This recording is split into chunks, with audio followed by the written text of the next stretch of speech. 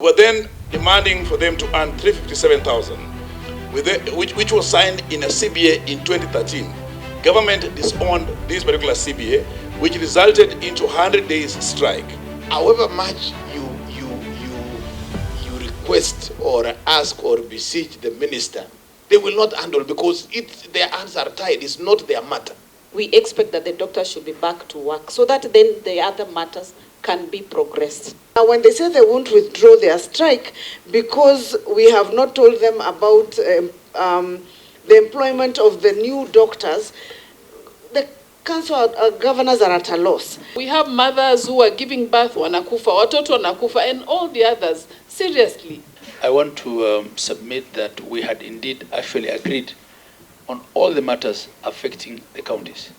So the standoff is not as a result of any matter affecting counties. We had a draft agreement which was co-signed between ourselves and the KMPDU with respect to the doctor strike. So the only sticking issue was the issue of stipends, which for the interns, which we thought was a national government matter. We had expected that the doctors working in our counties will resume work in line with the draft agreement that we had. I submit. Yeah, thank you. I really want to agree with all that has been presented, but I want to kindly, as we sit here and we have members from both houses, to just try and give a picture of where we are in terms of this matter. This is a matter that could be easily resolved if the increase in facilities in health, the increase in personnel, doctors and clinical officers and nurses or practitioners that we have increased, if you looking at the numbers have been given, were commensurate with the rise of revenue to counties. And I would want to say that it has not been commensurate. There has been increase in this because of the need to provide services and the challenge that we find ourselves in as counties. And this is where we call upon both houses to relook at this issue of shareable revenue, how much should come to counties, considering if in the year 2013, Chair, we had only... I just want to cut you short. You know, you've gone into conclusion of the meeting. We just want to respond fast. We'll give you an opportunity. Thank you. I want the senator For the summit, what we are talking about. But we have no problem. As PSC, we recommended that they be absorbed. Whether the funds are there or not, that's another issue. But the decision to extend for 1 year was made before the summit. That's why I'm saying here today, we can recommend, and we are engaging with the Minister of Public Health, they can be extended for another, we are aware that the contracts are ending at the end of this month. They can be extended for another 3 years. We have no problem with that. That's our recommendation. Allow me to refer you to Ambassador Mushiri. I don't know whether you have gotten the copy from COG. I have it. Page 5. Just look at page 5, and I hope COG is also there. On page 5, on the response from COG, number 3, it says, the initial 3-year contracts lapsed between May and October 2023, upon which the summit resolved on 12th February 2023 that the Ministry of Health extends the contracts for a further 3-year period under the same terms and conditions. My question is, are you saying that that record from COG is not the true record of the summit? That the decision of the summit was a contract to be extended for 1 year? That's where we are having a bit of one clarification. Can you give me a few minutes? I consult a chair. Chair, can I clarify, Chair? allowed for 1 minute to consult. Yes, Chair. Yes. Council of Governors. Yeah, I just, Chair, want to clarify that issue. The initial contracts lapsed in 2023, and the summit had resolved that they be renewed for 3 years, but what they got is 1 year. The issues except two, some are saying one, but in reality there are many issues that are pending, because when we have meetings and we sit down to negotiate, when we initialize the documents, it just shows progress. It doesn't show finality of the documentations or of the process. Once we finalize them, we actually sign them that we are done. So the signing that was being done, or rather the initializing that was being done, was to just indicate the progress. And that's why we were getting back and analyzing them. And I also want to indicate that there were two positions in some of these particular issues. Now, like number one, on the issue of internship. This was an issue that was not discussed in these particular engagements. It was an issue that was, number one, on our strike notice. Is an issue that what we were demanding for was the posting of these medical doctor interns as per the collective bargaining agreement. But then what then transpired was that SRC unilaterally provided some circular through the back door that contravenes an existing CBA. And if I give you context of this particular issue of internship, is that... I want to give you guidance, Dr. Deputy.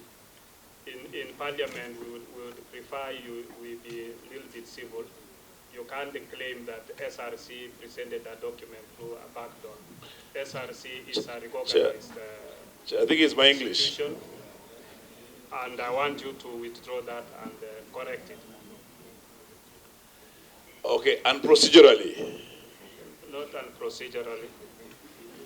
Because I don't have the English word to use on it. Maybe without your knowledge, or they presented a document, and in that document it showed this.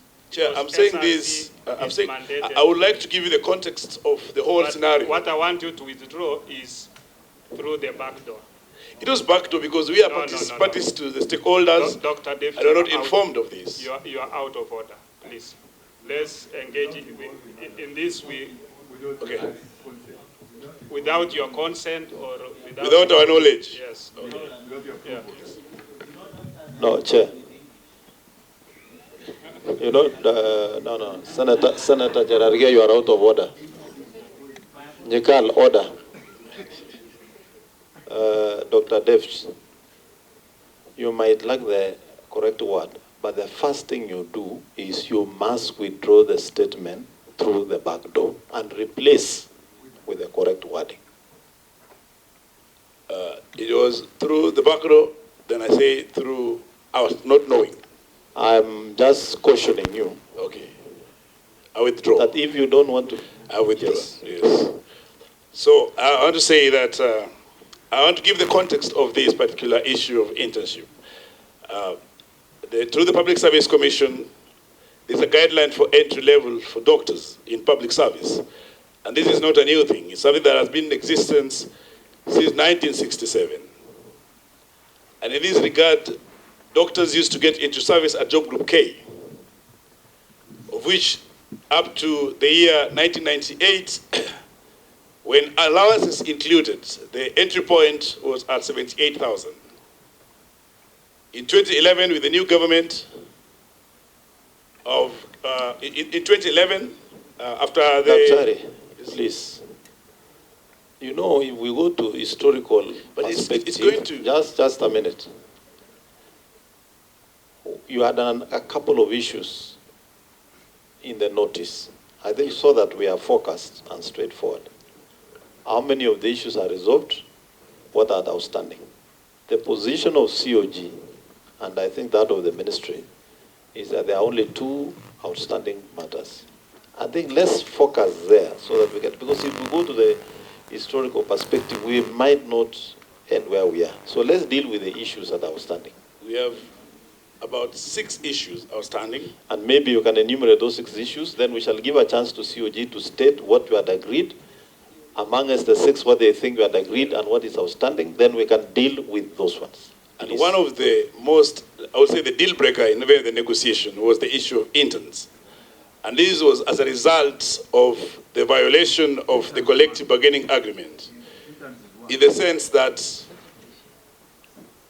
the SRC gave a new recommendations on their payment, which was returning back the remuneration 25 years down.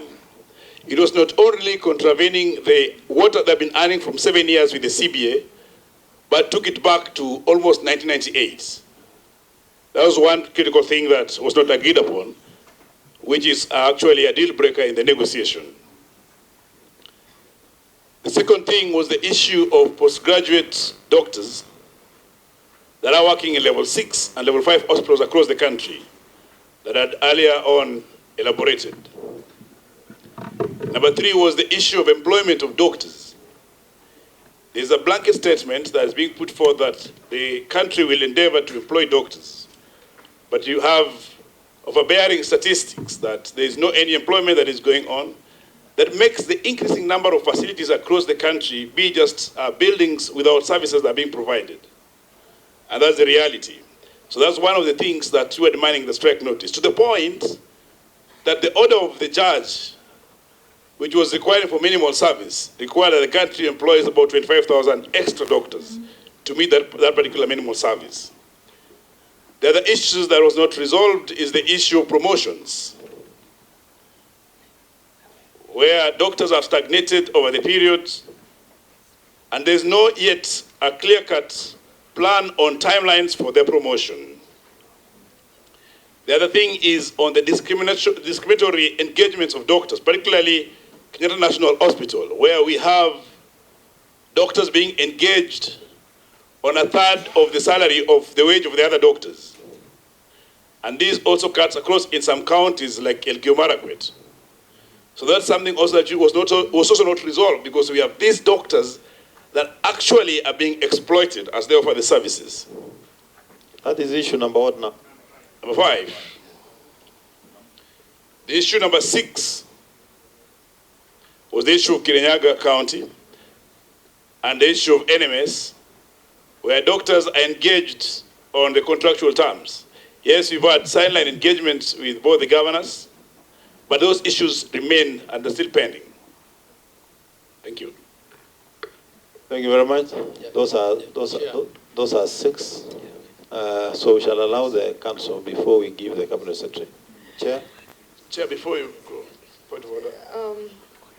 Let's allow him so that it doesn't. Yes, that when we are discussing the issue of internship, I would really like to know how SRC came up with this particular figure that they are putting forth, and how it overrode the letter of no objection that they gave us in 2017 onto our CBA, and how it came to be implemented. Chair, COG. Thank you very much, Chair. When we started, we requested that we start with things that have to do, issues that have to do with COG, considering we were here very early in the morning. And then when it dispense, maybe we can go to the issues that have to do with the Cabinet Secretary, so that those who have to travel, some of our colleagues are actually on their way to a function in Mombasa. So I don't want them to leave me here by myself before they are resolved. But on the issue of interns, Chair, that is completely an issue of the national government. They will respond to it. County governments have really nothing to do with it. On the issue of postgraduate, if you hear that the issue is not resolved, we don't understand what they mean by an issue is not resolved. We've given the statistics that 890 doctors are in training currently, released by the counties right now as we speak, and being paid by the counties. So we cannot release more than that, because if we release more than that, then counties, and you've been a governor, counties will be operating under par. The third issue, now when they say it's not resolved, we don't know what it is, whether they want a certain number to leave so that another number comes in, and that's not the way you would make a decision. This is not an issue of of a strike. The third issue is on employment of doctors again, saying that we need to employ 20,000 doctors. I mean, the question is simple. We would like to employ even 100,000. Where are the resources? How did we determine the 20,000 vis-a-vis 100,000? Who made that analysis and determined that in Kirinyaga, for example, you need 5,000 or 4,000? I think there is an institution that was set up recently, the Human Rights, the council. The council is mandated to come up with a policy and guidelines and staffing norms. And we told them, once that staffing norm is provided, then we'll implement it as much as possible. There is nowhere in the world where the UN standard says that you need, for example, 1 doctor per maybe 1,000 patients, that actually is achieved in developing countries. It's not possible. It is dependent on whether the resources are there, etc. And that is why that council is established so that they can come up with that. Now, when they say they won't withdraw their strike because we have not told them about the employment of the new doctors, the council governors are at a loss.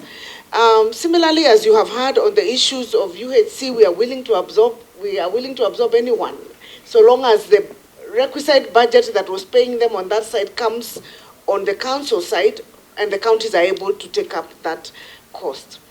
Now, on the issue of promotions and performance, the counties that have not promoted doctors were to commence the process in accordance with the prevailing HR policies within 1 month. That is the commitment we made. There can be no other commitment because you can't be promoted just like that, because promotion is also determined by HR policies and performance, and there is a procedure. So HR, the discrimination issues of K&H are not county. But for us, we gave our commitment about the ones who have not been promoted. In the last 3 years, the counties have promoted 1,715 doctors. Now, also on the issue of salaries being a third, I think that cannot be a reason for the entire country to be on strike. If one hospital is doing that, there is a process of engaging that one hospital, but you cannot then apply that across the country and say that is the excuse as to why we're on strike. And finally, that applies to the issue of Kirinyaga. The issues of Kirinyaga cannot warrant a strike in Muranga, in Wajir, in Garissa, and everywhere. If there are issues with Kirinyaga, they come and address it with issues of Kirinyaga. That issue was resolved 5 years ago. Court matters settled. Those doctors who had been fired were replaced. Those who were supposed to be returned were returned, and the matter was closed. As I said, on Public Service Commission, they have no mandate to rule anything to do with Kirinyaga County, because Kirinyaga County is guided in public service by the County Public Service Board. Similarly, that issue was actually ruled by the Court of Appeal, and the Court of Appeal said a decision by the Court of Appeal cannot be overruled by the Public Service Commission. So let us not keep bringing Kirinyaga issues here. I just happen to be the chair and happen to be present. But if I wasn't here, you cannot then discuss Kirinyaga issues in this issue of COG, or in the issue of the strike, because matters in Kirinyaga cannot warrant a strike in Kiambu or Muranga or wherever else. And finally, maybe, Chair, you may need to pronounce yourselves or deliberate on this matter as members of Parliament. Who are unions supposed to serve? I think that is where we would start. Who are unions? According to the law and to the best of my understanding, unions are supposed to serve their members.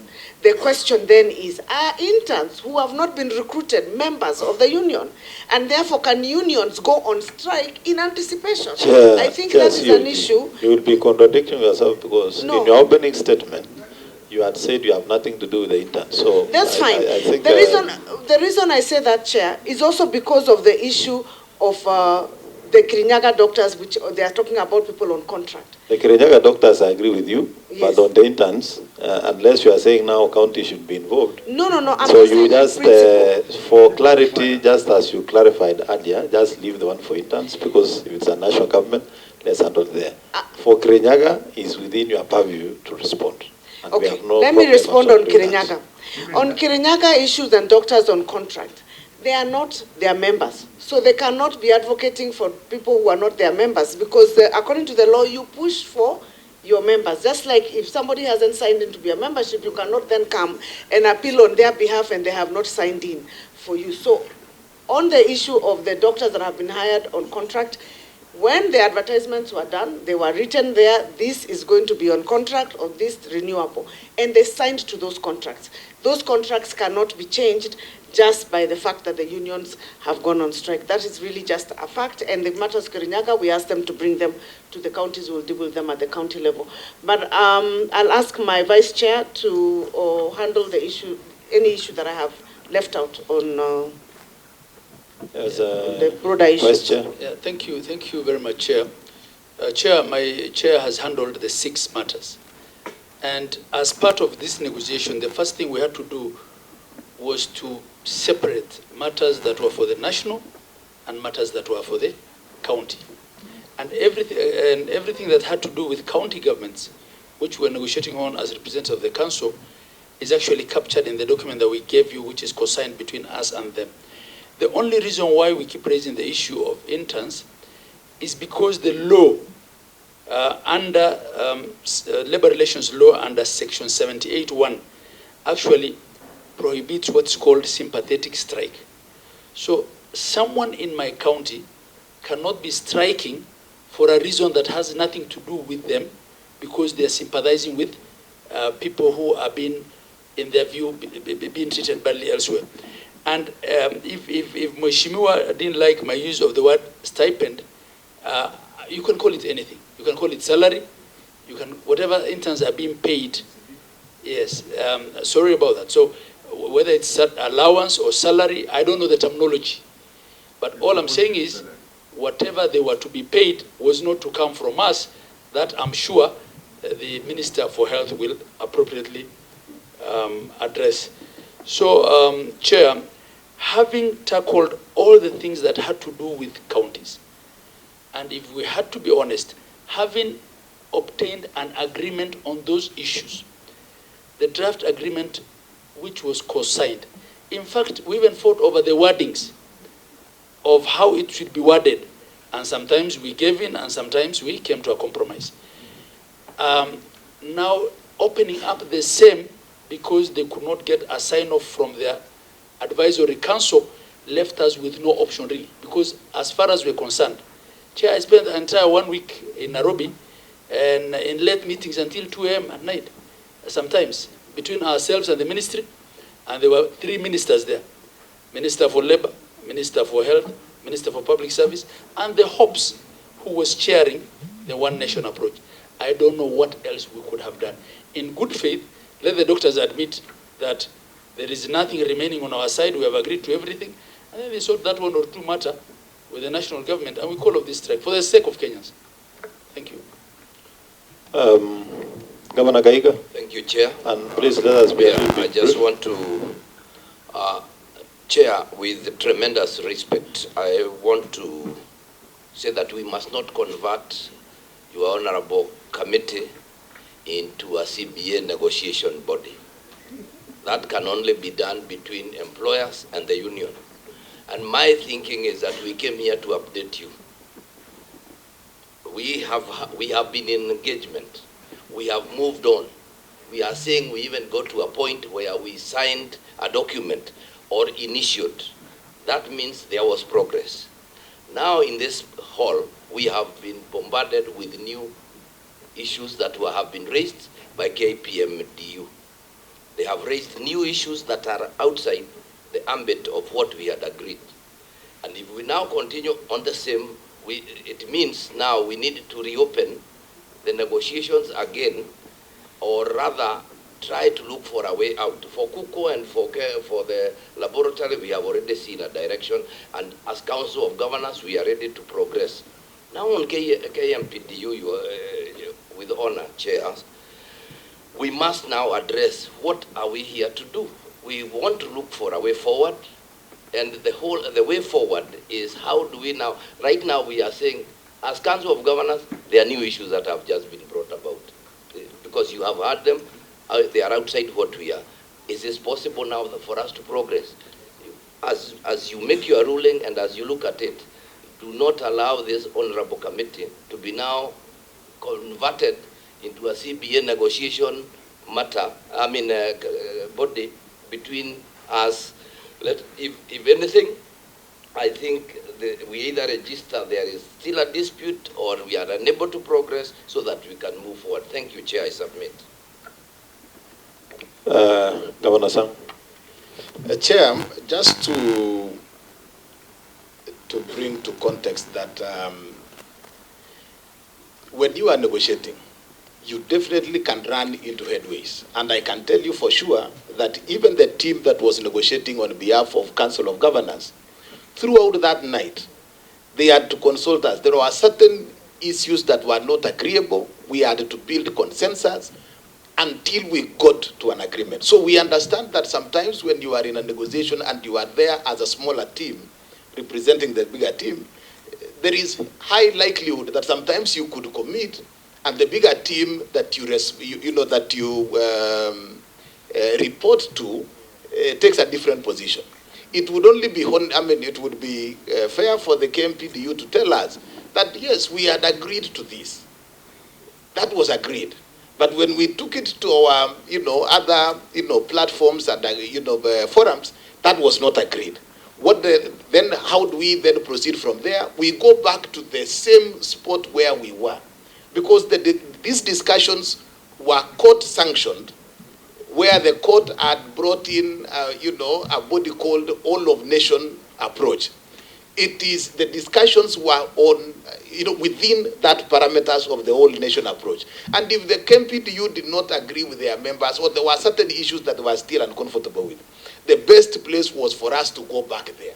What have we done ourselves? Because when we were expecting them to come and sign off the return to work formula, and they didn't turn up, what we have done as Council of Governors, and I think that is also what the ministry has done, is to report back to court that whereas you had asked us to do X, Y, and Z, we had these discussions, we had these negotiations, we reached this point.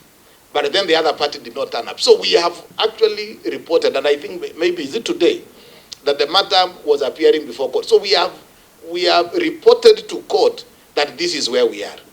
I agree with Governor Kaiga that then you as a committee could then give directions around the parameters of around the court process, because already there is a court process we are engaged in. If then you can then ask the KMPDU that let's go back to the negotiation table. If there are issues that are outstanding, deal with those issues. The goodness is all those issues are actually with the national government. They are not with county governments. So we can be able to proceed as a council. Now, we've listened to you. Let me allow SRC to just make some comments before we give some directions on the matter. Chair, thank you. And this is just KMPDU only, I'm assuming, because there was also another one for another union. Yes, we are dealing with KMPDU. KMPDU. The issue on KMPDU is on the interns, and the interns matter is a matter active before court. There are 4 cases, and I'll just ask our head of legal to clarify whether we can actually to proceed with matters actively before court. Citine, please. Thank you, Chair. Chair, arising from the advice of SRC as given on the 13th of March this year, there have been a number of cases that have been filed, and these are cases that are separate from the petitions that were filed initially with respect to the strike notice. And these cases are actively before court, and in one of the cases, interim orders have been issued with respect to the advice of SRC on that stipend for the healthcare interns. So this is a matter that is actively before court. We were last in court on 24th of April. We go back in a few days. So it's something that is sub judice. Thank you. Yeah, can you just elaborate on the interim orders that were issued? Yes, thank you, Chair. Let me just for record purposes, there are 4 cases, but there are 2 cases where one has interim orders. There's petition number E120 of 2024 filed by the KNUN, Kenya National Union of Nurses.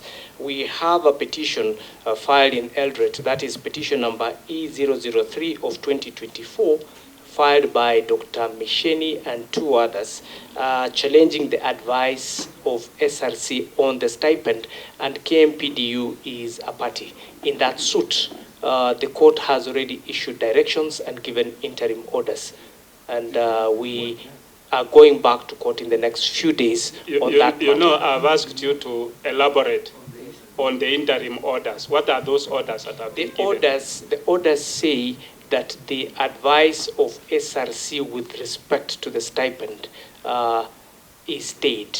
So they are conservatory orders with respect to that issue of the stipend and the advice of SRC.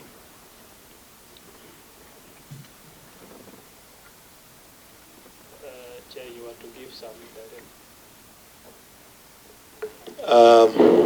Yes, I've heard what the legal counsel for SRC has said. But from also advice from our legal here is, you see, unless you prove the sub judice, then you are just trying to evade the response. Chair, allow that I because respond. it does matter with the nurses. I don't think that has something to do with KMPDU, and unless you can clarify the one on Dr. Misheni, and we get proper advisory on that. Yes, what happened? The one for the one for filed by Dr. Misheni, who is a medical intern, a doctor intern, is the case where orders have been issued. And what we are saying is it proper for us to then prosecute our response to that suit when we are actively before court in these proceedings? That is that is what we are bringing out as SRC for purposes of the Council of Governors regarding the role of the PSC, and especially when it comes to appeals from the County Public Service Board. Because what she said is that the PSC cannot direct her, it's only the County Public Service Board. But in the County Governments Act, Section 77, and maybe we may be guided, it provides that if then you are aggrieved or dissatisfied by a decision of the County Public Service Board, then you take it to the Public Service Commission. And if the decision of the Public Service Commission, then the parties, any of the parties, is also aggrieved with that, then you're supposed to go to court. SG, you know we were making progress, huh? Yeah, because the issues which you are raising are issues you can go... Let me help him to close it. Yes. If he has a problem with a County Public Service Board, you can take it to the Public Service Board. But so far this was not an issue with the Public Service Board. This is an issue that the county government took a decision. The county government, it was not the board, that took a decision to fire and replace. And it was sanctioned by the courts, including the Court of Appeal. That matter is closed. Then they went... As we are discussing, for me, I look at mothers and children are dying. And I kept on saying that this is a matter of life and death. And are we really coming up to resolve these issues? We shall go through accusations and counter-accusations, though the matter is in court. Like what doctor has said, why don't we have maybe matters resolved out of court? We can even form a panel of the wise. Dr. Nikal here, he's an expert. One, he's a member of parliament, he's a doctor, he was a PS. Surely, you know, he's also best to resolve such issues. So why don't we have maybe even form a small team, my thoughts, just to resolve these issues. It could be maybe we may not be able, you know, to handle as you know, as a large team. But because we are moving back and forth and the matters are not being resolved, and the KPMDU, you know, are not even getting anywhere. Mi naomba kwa jicho la huruma, KPMDU and doctors, please go back to work. Tafadhalini sana. Seriously, angalieni, look at what we are going through now, as I said. Apart from whatever, we have mothers who are giving birth, wanakufa, watoto wanakufa, and all the others. Seriously, let us, I think, I even feel that the issues are very, you know, ni kidogo sana zile zitaweza kuwa, you know, kuwa resolved. COG, our very able chair. Let's see how we can come in. Madam Waziri, tuko na waziri hapa, and they are all women, and you understand what we are going through. Please, let us come up with something. Bana PS, help. I know you are a wise man also. I am trying to plead with everyone because I can see, you know, we are, you know, it's accusation, inaenda huku, inarudi huku. Please let us come together and resolve. That's why we even decided to come together as Senate and National Assembly to resolve this issue. Tafadhali, please. Thank you, Senator. Vice Chair, you have something? Yeah, Chair, I agree with everything that has been said. Dr. Nikal, we agree with you. We agree with you. And everything you're saying here was said when we were negotiating. We have appealed to everybody's conscience. We have said how people are suffering. We have accepted everything. On medical insurance, the union said there were 11 counties. Out of 47 that didn't have medical. We said we'll take it up with those counties and they will offer. On promotions, we say doctors will be promoted by counties that haven't started within 1 month. The process will start. Now, if the intransigence on one of the parties, because they believe they're indispensable and they have the upper hand, is making Kenyans suffer, what to do? You tell them you are a doctor. Appeal to their conscience and get them back to work. Tell me if there's something the council could do better. That's what's not agreed on. That's what we want. What is not agreed on? Order, Dr. Nyikal. Allow the Vice Chair, Council of Governors to... Among the list of the things that were for the council, and we're not dividing this thing between council and national government because we have any problem with the national government. No. In fact, even on the issues between the union and the national government, because we were in the meeting, we were trying to get because they sat in the same room at the same table, we were trying to get a common position. We have no problem whatsoever on this matter with the national government. But what we are saying is, on the final word on interns, it's with the national government, because it's about how much they ought to be paid. Once they have agreed between themselves and the union, and these interns come to our counties, we'll receive them with open hands. We have no issue.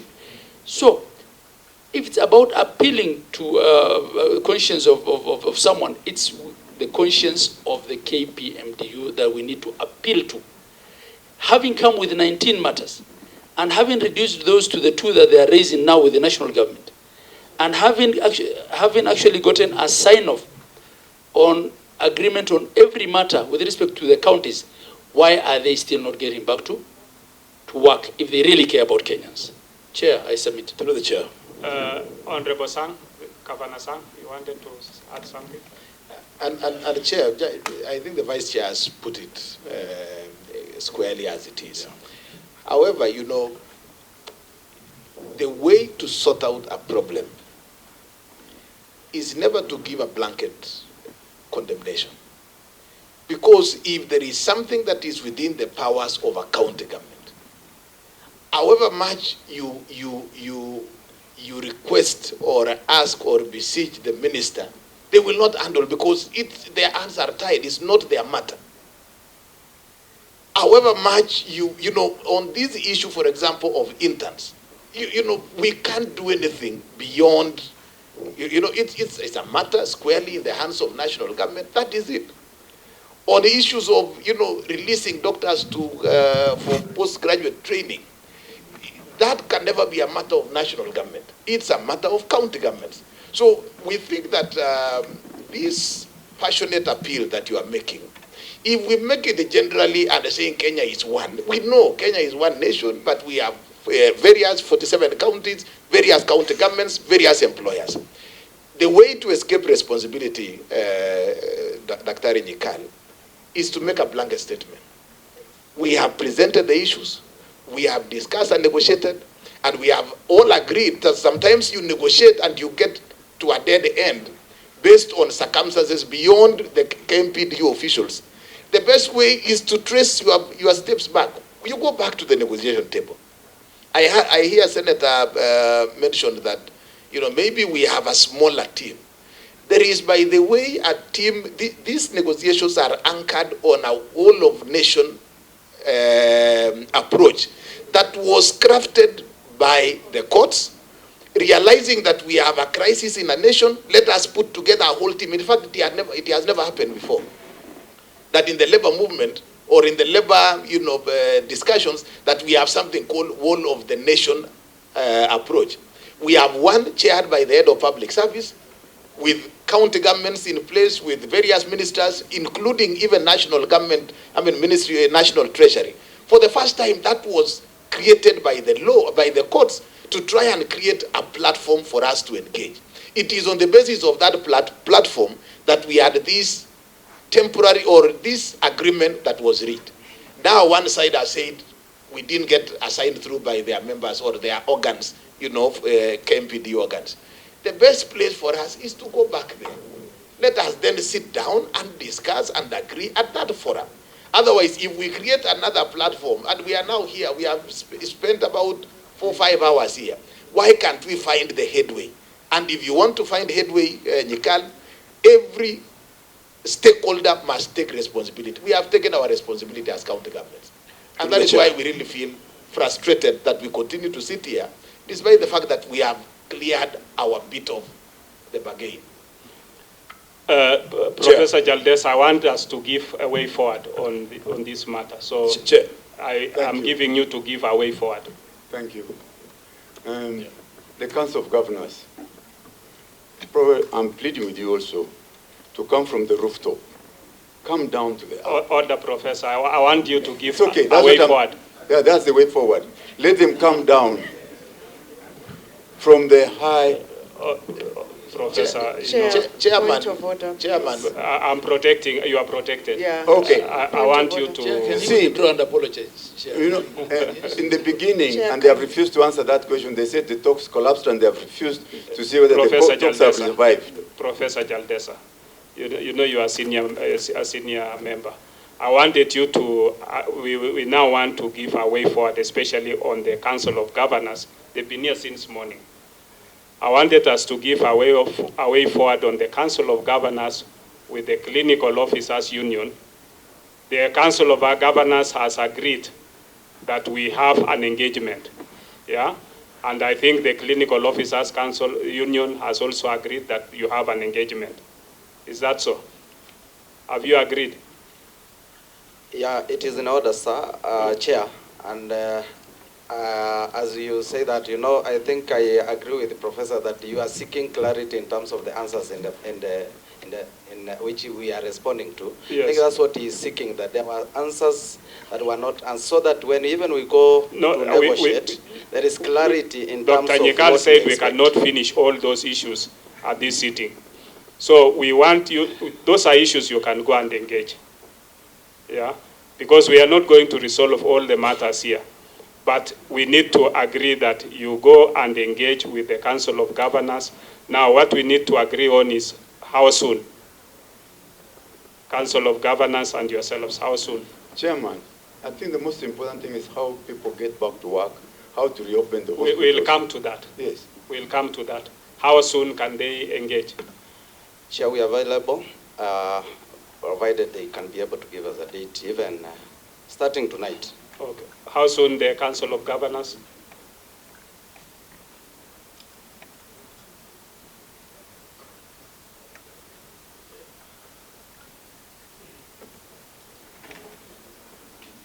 Tuesday, Chair. Tuesday venue? COG. COG. You know where the offices are? We do. Okay. So now we come to the 10 o'clock. Professor Jaldesa's question. 10 o'clock. 10 o'clock. Tuesday, 10 o'clock. Now we come to Professor Jaldesa's question. Return to work. Union. You've agreed you're going to engage. Now the next issue is how do you return to work? Yeah, they're on strike. Chair, the return to work has specifics. So we have not yet engaged as you have guided. So what is it that will enter into return to work? Probably that remains a bigger question that we can't speak to even in this plenary. Can the Council of Governors declare that all the sacked people are reinstated unconditionally, and then they can now negotiate on how to bring these people back to work? Allow me to wade into that, Chair. I don't think, Professor, we want to go that direction. You know, even in employment, there are so many issues to be considered and so forth. I would have only one question to the union. In your earlier submission, you had said you had agreed with Council of Governors, you had taken back all the other financial requests, and you had only one matter. Only one matter, that if counties agreed, you have no problem going back to work. Is that still the position? Or things have changed now that you have appeared in this environment? Yeah, Chair, let me say that it's true that we had already agreed on 80% before the dispute. What was remaining was with the financials, and that we had not discussed the financials. But with the CBA, we are doing Chair, with the national. let me help you. You know, Parliament is a house of record. True. Yes. If we play the answered, and it's not you who are submitting, it was ESG. He said that, and he was saying that to demonstrate the goodwill, and I'll come back to COG on the meetings that I failed to attend, about 3 or 4 of them, that we had gone to the extent of withdrawing all the other financial needs. In fact, one item that was remaining was the aspect of risk allowance. If that was what was happening. So what I'm just simply asking is, now that you have agreed to engage, is it still now that one matter or you have gone back to? Chair, I think that was my submission. I said that we have been engaging the ministry in the absence of the Council of Governors. It is the ministry that we have agreed in all the matters except one issue, which already they have done their request to the SRC for purpose of concurrence. The Council of Governors, as the Chair has put it right, that there are still 80% of the issues that were still remaining. 20% of the issues that were still remaining. Because since 2019, they have never come back to the table. Thank you. Yeah, Chair. So since you have only one, they have almost finished everything. What have you given in return? Yeah. Chair, allow me to finish in addressing the issue of return to work agreement, yes, because I think that was the question. Yes. And that is where I was coming to. That you can see we have really moved with the Ministry of Health, and we have given concessions. And that is why we have only now remained with one, which we are still waiting for SRC. So once we engage, because a return to work agreement is an agreement between the parties. Once we sit and engage, that is the only time that we can be able to come up with a return to work agreement. So the meetings have to happen first, and then within the meetings, that is where we are going to generate a return to work agreement. So the Tuesday meeting is a return to work agreement? Yeah, that depends on the goodwill, especially from the Council of Governors, because, and you know, the reason I'm saying this, Chair, is because you know that on many occasions, They have not actually appeared. So we actually have to wait for them. There is a goodwill. To see the goodwill. Chair. But I believe with the goodwill that we will be able to agree on these things. Thank you. Governor Mutai Kahiga. You know, Chair, like you have said, we have the goodwill, but the minute we speak finances, it is already a red card for the COG. We are struggling. But if, and we want to put that one as an if that would be the only issue, it shall be pegged on Professor Ndungu, the Treasury, giving us that money, and then we will progress. Chair, we don't expect if that. you'll allow me, I had Yes. already given a commitment on COG. Can we close that issue? Let's close and that move discussion. forward? Because we said Tuesday 10 o'clock. Yeah, I think so that Governor we can Muthoni finish will with lead clinical that. officers. Dr. Nyekal. Chair, I agree with the governors, the two governors on that. We can't expect that today, if we sit here, we're going to have a return to work formula. No. But if they go to sit, and we hope that out of that sitting, they may now come with a return to work formula, which can be discussed. We will have moved. So Yes. let's not push the governors too hard. That No. agreement on the meeting is acceptable. So I would say, let's do that, and then when the next meeting comes, now surely each party shouldn't come and now say, I don't know. Yes. We should have that return to work formula. And if it comes to money, we will see where to go also. I think we are through with that of the Clinical Officers Union and the Laboratory Union. We had already agreed on a way forward. And I think the other matters that touches on KMPDU with the ministry will be the next. So I wanted the Council of Governors has been here since morning. Chair, before you release Council of Governors. I wanted to release the Council of Governors, but I want to allow my colleague, Honorable Mandago, to make a comment. Chair, before you release the Council of Governors. Dr. Atela, yes, one minute. I just want to point out that as you asked my colleagues on what then would are remaining, that if we are sorted out, the Council of Governors will be quite okay. Number one is on the harmonization of terms of the doctors across the counties. That is actually in disparity. And number two is revising and changing that term of promotions. Once those things are sorted, I am very sure that we'll be in agreement with all the issues in the county. Now, before you close, when you see, I think we are now moving, because what we are getting is, I know that the governors would like to go, and they have been here for long, but you erase the issue of interns, you raise the issue of postgraduate doctors, and now you've brought in harmonization. Now, these ones, and I would like to get the attention of the governors. I would like to get the attention of the governors. These three things, interns, postgraduate doctors, harmonization, as much as they may not be directly under the governors, they affect the governors gravely. Yes. So that as they leave and we discuss it with the ministry, we must realize, I want to give an example. Interns, they work with you most of the times. And whatever decisions we make, you know this money. Even if the money comes to you, Sinatoka Treasury, even if it goes to the ministry, it's just the route it follows. Some go to the ministry, then to the employees. Some go through you and then to the employees. So we can go there. So if we then will agree on that, we should take that is a matter coming. Postgraduate, I've never agreed with you more. And the minister knows my view. They should be paid nationally, because then it releases your money so that you can employ people on contract terms when they're away.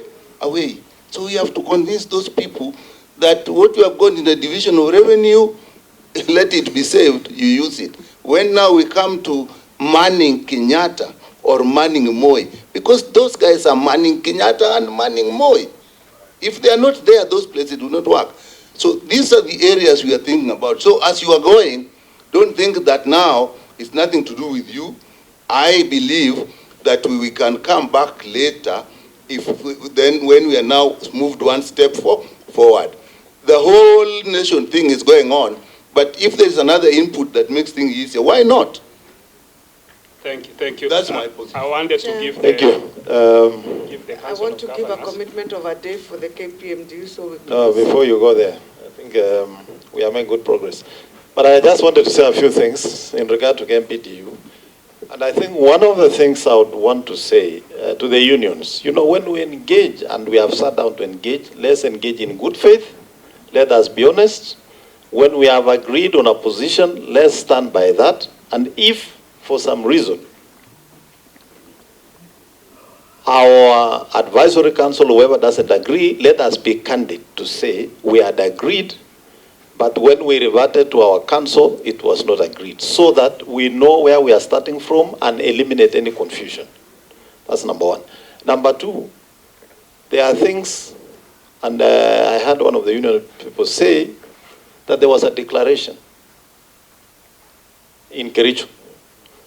And if you remember very well in that declaration, we agreed that the Human Resource Advisory Council will deal with the harmonization processes progressively in place of the Health Service Commission.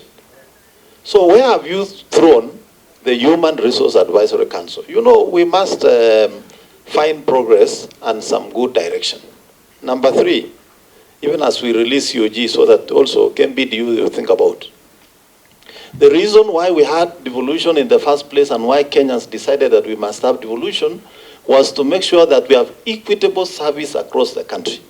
Now, a county like Mandera, a county like Wajir, where you know your members, if they are transferred today, the next thing they will seek is a transfer back to Nairobi. If you tell us to harmonize these salaries so that they are uniform, the reason somebody else is in Mandera today or Marsabit is because Marsabit has decided in the salary band for senior doctors, I'm not going to start with the entry level just to incentivize your member to be in Mandera or in that place. What would be outrageous if that is what is happening is if salaries are being paid outside the band. I think that is something that would need to then be addressed. Finally, I would also want to ask, if there are only 11 counties with issues, should we really have a national strike? And as Nikala said, on the issues of interns and postgraduate training, I would want to ask the union, what case do you have against counties? They have released you to go and study. Your salaries are being paid. You have a problem with Kenyatta or national government. Why should we have a sympathetic strike? And the final question is, now that we have referred to court matters that have been here, the court has said there must be a minimum service.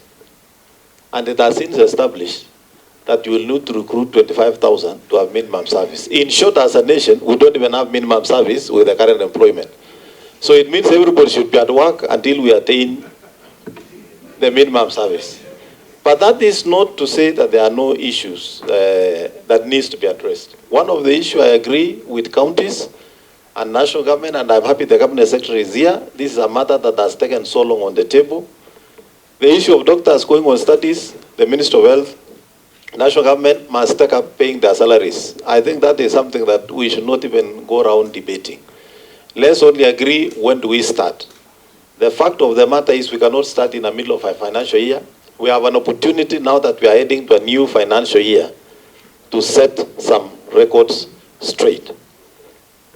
Finally, for Council of Governors, when I listen to the Clinical Officers Union and their issues stem more of your absence from engaging.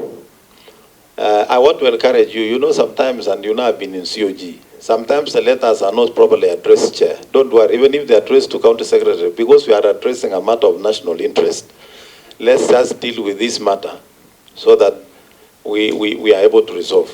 I like the commitment and the goodwill that all of you are willing to engage. This is what we need to do with the remaining part with national government. And CS, on that matter of interns and so forth, we are not asking you to make a decision here, but just know that generally speaking, when doctors go on studies, the law is very clear. You people must take up that responsibility. And I'm happy Dr. Nyekali is saying it will allow counties to employ doctors on contract. So that contract is what we also need to discuss. And I think PSC has given an advisory in terms of the terms of service for equal pay for equal duty. I think the other matter that needs, so that even when COG lives here, is the issue of UHC workers, those who are employed by national government. If a decision needs to be made, of course you know what to do. Resources follow function. You release the function, you release the resources that accompany that function, then that matter is closed. I think there has been no issue. So let's finalize on the issue of KMPDU, and I think the issue of interns is a very hot matter. And as we allow COG to leave, just know that, as Nicola said, interns functionally is an issue of national government, but it affects you because they also work in the counties. And finally, there has to be some proper arrangement on that matter. So I think with that, we shall allow COG to, unless National Chair make the closing remarks. And Chair, as they go and leave us with this kind of interns, our definition of an intern here, which was done by somebody else, just go and read it as you go. Don't read it. Thank you. Chair, Council of Governors, give your closing remarks. Thank you, Chair. On behalf of the Council of Governors, we want to take this opportunity to appreciate both the joint committees of the National Assembly and the Senate for this session. It's unfortunate that we have had to take such a long time before this matter is resolved, and we hope that this will be the last time we are getting into these issues, and that the unions will finally make a decision to go back to work. We've given our commitment on the issue of engagement with KUKO, which is Tuesday morning at 10.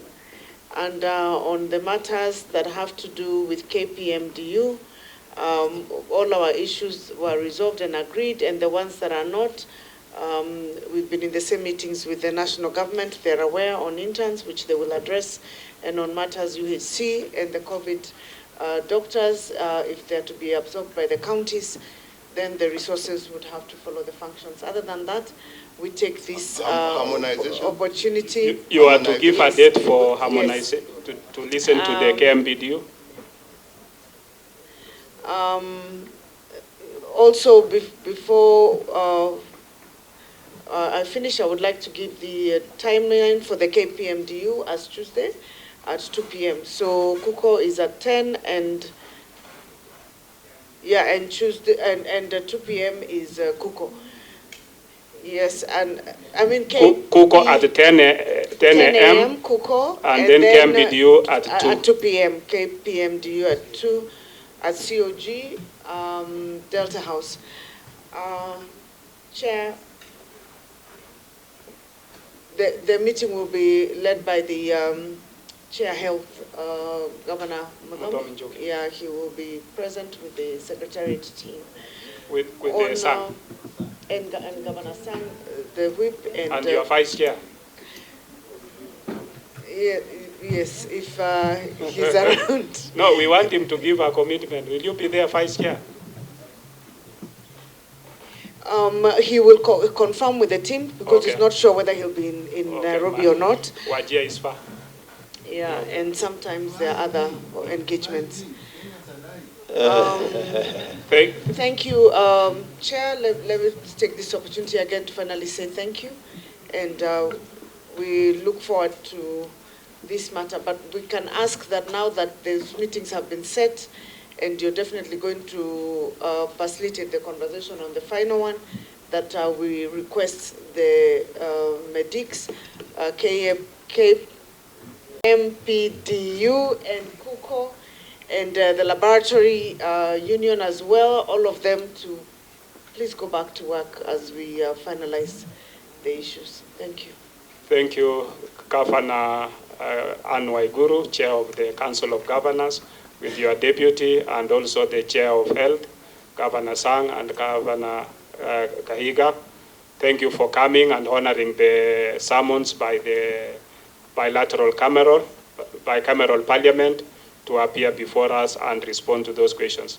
We are only allowing the Council of Governors to leave, and then we can proceed together with the clinical officers and the laboratory, I think. And Chair, before we leave, sorry, I forgot one small thing. Yes. Now that we are here, we cannot let this opportunity pass. All these issues that we have raised are to do with resources. We are in the process of negotiating the DORA. We are requesting for the support from these committees, both at the National Assembly. You have seen the critical issues that are pertain to the health sector, to support the counties to get more resources to be able to cater for this action. But we wanted to appeal to the chair of the Senate and also to you as well, because I know they will end up in both houses. Thank you. Thank you. Every year we have doctors who graduate are being posted for internship. We'll be following this every year to the point that the last lot that was posted was in July last year. And therefore, that those who then finalized, who graduated, and those who were not posted that particular last year, who then ought to be posted. As per our collective bargaining agreement that was signed between the Ministry of Health and KMPDU, it is in Article 4 that after 30 days, once a doctor has done oathing at the Kenya Medical Practitioners and Dentist Council or at Pharmacy and Poisons Board, then they need to be posted to their respective internship centers.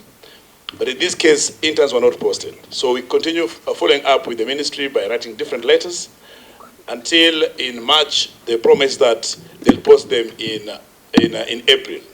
That was after we had issued a strike notice to that effect.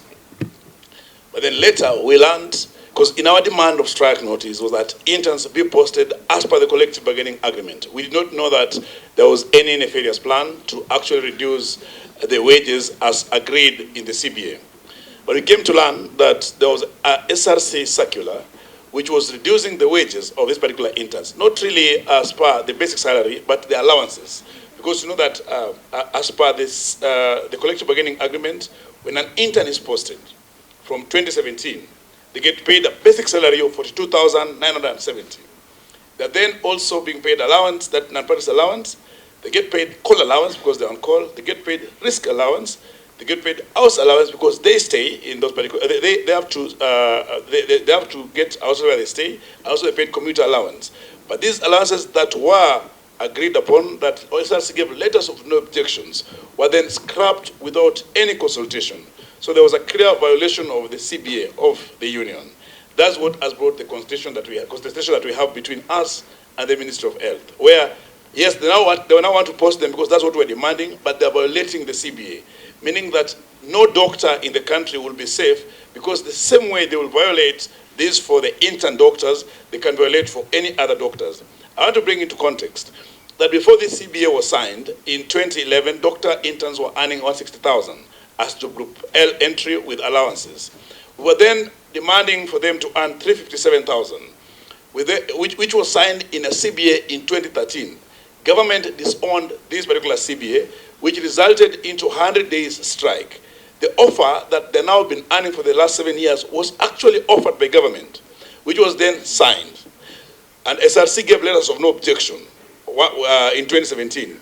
Therefore, reducing this to a consolidated value of 70,000 is taking back the aspect of work by job entry level of doctors to 25 years back. And that has been the bone of contention in this particular strike, and something that has not made any progress.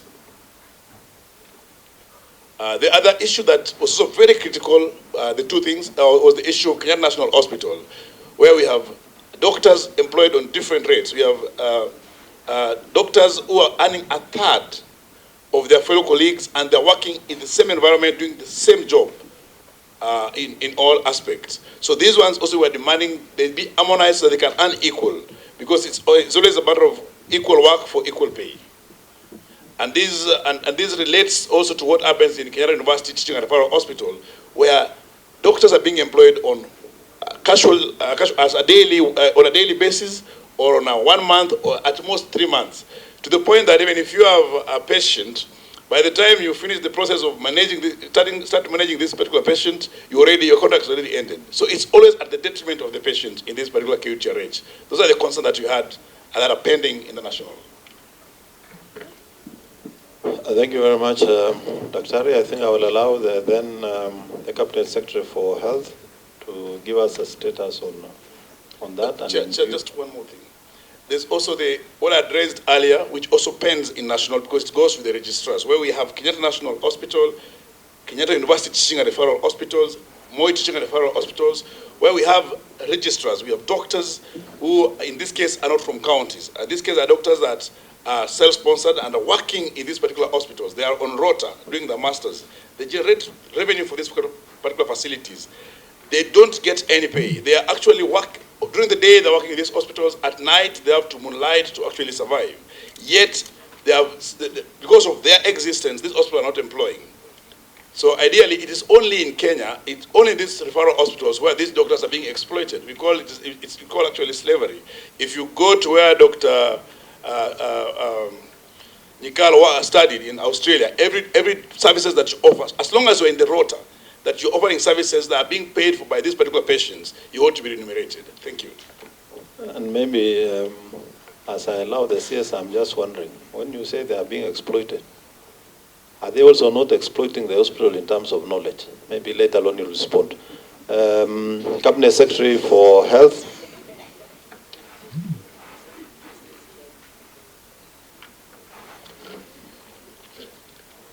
Thank you very much, Chair, my colleague, honorable members. I want to appreciate Chair for this sitting, that we now convene to hopefully listen to the items that we have not managed to finalize, and if possible finalize, if not, get a route to finalization. Chair, KMPDC in their strike notice, they did raise 19 issues.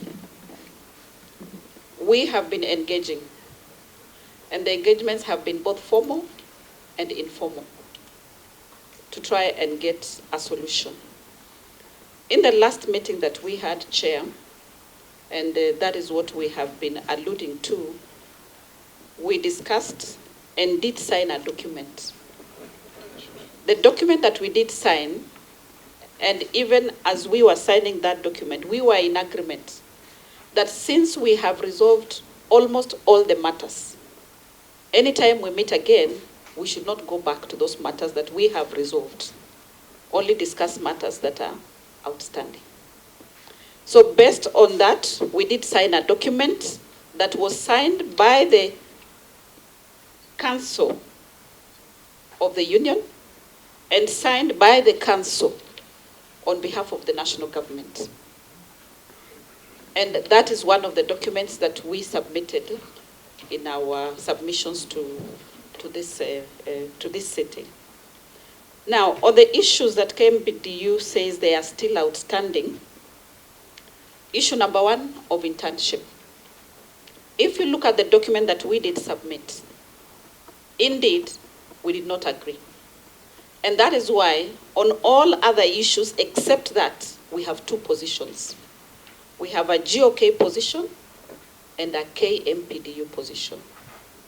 And the GOK position was that the consideration of the issue regarding the posting of medical officer, intern, pharmacist interns, dentist intern is deferred and held in abeyance pending the final determination of the Employment and Labor Relations Court of Kenya in Eldoret by Dr. Micheni Mike and Dr. Mohamed Abdi and Dr. Angela Masiga versus the Salary and Remuneration Commission and others. And the KMPDU position was that the medical officer interns, pharmacists interns, and dentist interns shall be posted immediately with terms as per the 2017 collective bargaining agreement. Chair, that is the only matter that we had two positions. And we did agree that since they were going to subject this document to their National Advisory Council, and once there's unagreed, and from where we sat, we were negotiating and discussing and even signing, knowing that there will be no other position except an agreement on this. We did put one clause, number 9, intergovernmental task force. Recommend the establishment of an intergovernmental task force to address the perennial challenges that have bedeviled the health sector. So we said all other matters that have not been finalized to conclusiveness, any outstanding matter that we have not agreed to, then shall be put to this task force for finalization. Chair, that was the position when we left each other on that evening. Since then, we have seen in the news that they did not get an agreement. The council did not vote for the union to call off the strike. Our expectation, Chair, is that then the union should now write so that we reconvene. They say we did not get a consensus based on what we had already agreed on, so that we reconvene. The warner can be reconvened by head of public service so that we continue with discussions. But having said that, Chair, I have said we have had both formal and informal. As we sit here this evening at 5, we are meeting again for a negotiation, an informal setting that has been requested by the Secretary General of the Union together with Head of Public Service. So I believe these are matters that really should be resolved. And from where we sit, Chair, really, we expect that the doctors should be back to work so that then the other matters can be progressed. On the issue now that he's raising, that the one for registrars, we did discuss at length. And we agreed that, yes, you are raising a valid point, that registrars are not being paid. But equally, the hospitals where they are doing their clinical is raising issues, that we have an MOU between Kenyatta National Hospital, between Moi Teaching Referral Hospital, and the universities. As we sit here, Chair, I'm supposed to be in a meeting with the VCs, Head of Public Service, the Cabinet Secretary for Education, to discuss specifically the MOU on registrars. So, Chair, we have been working to find a solution to these issues. I would want to plead with the unions that please come back to work, since we have already demonstrated goodwill in resolving all these matters. And the matters that cannot be solved by the ministry, we agreed that then they go to the intergovernmental task force to be resolved. I submit, Chair. Thank you very much. Yes, yes, you want to add something? Yes, it's just additional information that we've received as the CS was going through what we had agreed, and it affirms to what we had discussed. And these are the court orders of the court, LRC PET E032/2024, before Justice Byram Ongaya, dated 2nd May 2024.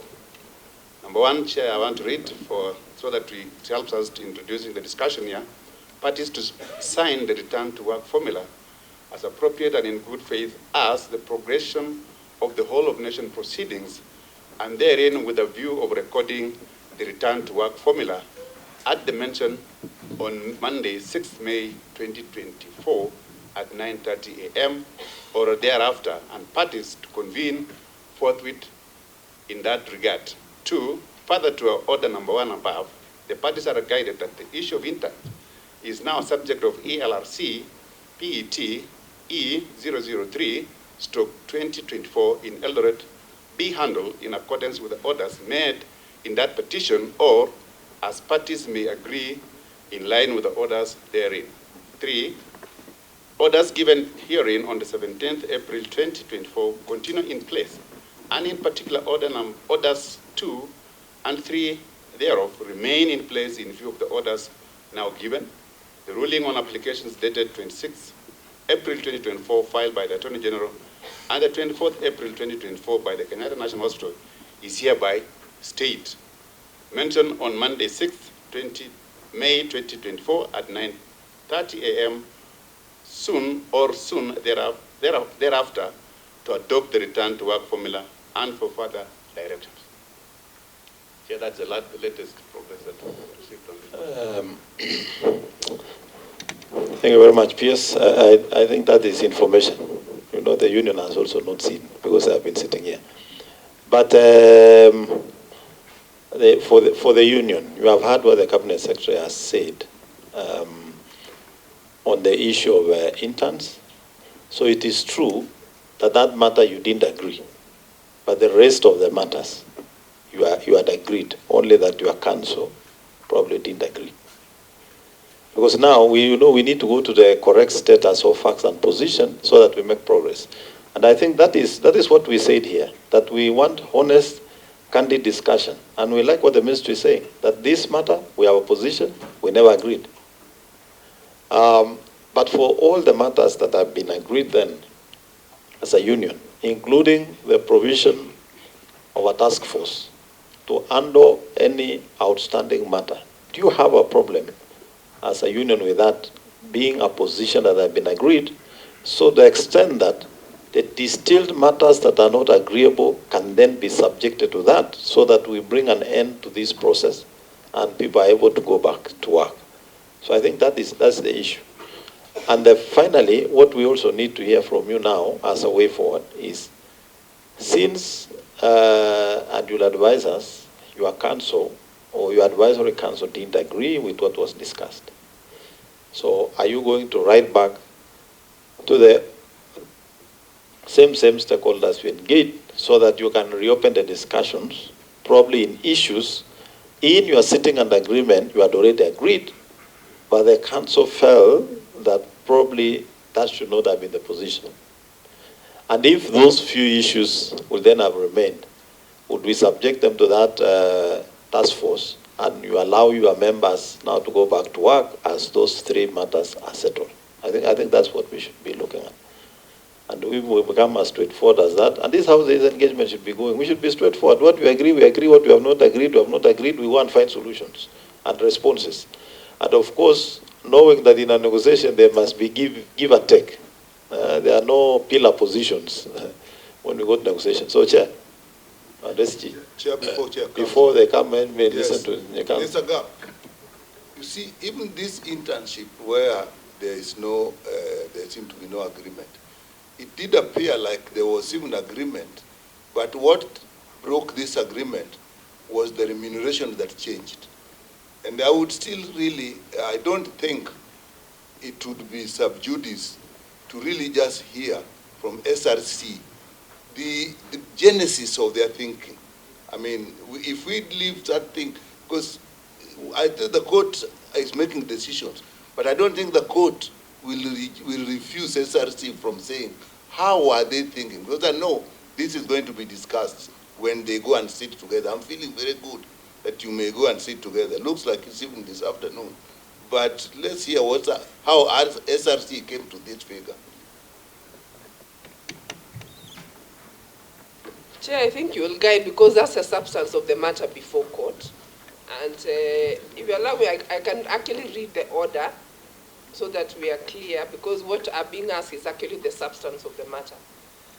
And this is the order, and it reads, upon this matter coming up under certificate of urgency of an application dated 16th April before Honorable Lady Justice M. Onyango on 18th April 2024, it is hereby ordered that the matter be and hereby certified urgent, that the respondent and interested parties are directed to file responses to the application by close of day Monday, 22nd April 2024 in view of the urgency.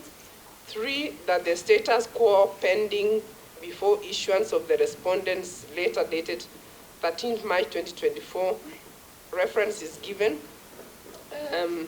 addressed to the Cabinet Secretary, Ministry of Health, be maintained and pending hearing of the application inter partes. 4, that the applicant to serve the respondent and interested parties not later than 10 a.m. on 19th April 2024. Just before you can, Chair SRC, what you have not read has not even informed us whether we are delving into the substance of the matter. What was the application?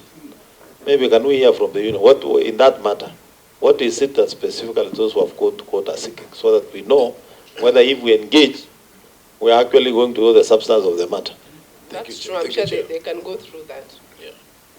Thank you, Chair. The reason why those doctors went to court was to challenge the validity of SRC issuing that particular circular in the existence of the collective bargaining agreement that provides the framework of their remuneration, given that it was part of the CBA.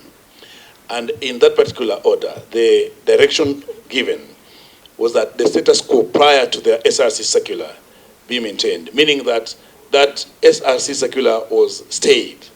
That means, and prior to that, we were advocating for posting of these medical doctor interns as per the CBA. So that's the situation we are in. That means their posting should proceed. I must also say that something, Chair, just to correct what has been alluded a lot by both, I think the COG and now the ministry. I know it's not in bad faith. We had progress in our negotiation. But then when there's a progress in negotiation, it gets initialized to show where we have reached.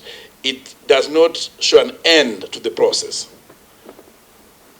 I think we don't want to go to that.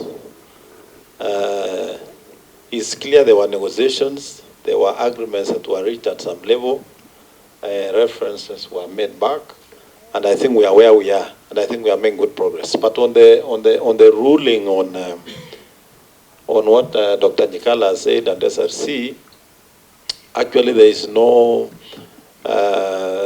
delving into the substance of the matter in that matter. However, because already there's an order to stay that, I don't think then we can even have to even discuss, because it means we are back to the original position. We allow matters to progress in the way we are suggesting to, so that you tell us, because I've asked now, Dr. you can respond to the issues I'd asked, so that we know how we can come to an end of this in terms of making progress going forward. Thank you, Chair. Chair, let me make just a final statement. You know, Dr. Nyikal, you know, you only must take the mic if the chair allows. Okay, Chair. So I will now that you have obeyed the rules of the House, I will allow you, but so that you also don't interfere when they are making their submissions. They will lose their thought process on the things they want to say. Chair, the crux of the matter, if you look at it, there's an agreement. They were going to be posted. But then this figure comes. And what the court has said is it stays. We are not challenging that. All that people want to hear, what was the basis of that, even if it stays. Why I'm saying that, Chair, is that we are making this very good progress, but this single point can go out there and break this progress. So I think SRC should be, we have been to court. You can agree, the court can make a decision. If two people go and agree outside, people can even be divorced and then get married again. And the court has divorced them. So this thing, I think this flexibility is what I'm really requiring in this matter. But it is something they can go and discuss, but that flexibility, if it's not there, will give us problem. Thank you very much, Nyikal. I think we have, let's listen from Dr. We shall give guidance on that. Thank you, Chair. So for us, the issue of doctor interns being posted is very critical to us. It is the deal breaker in this particular strike.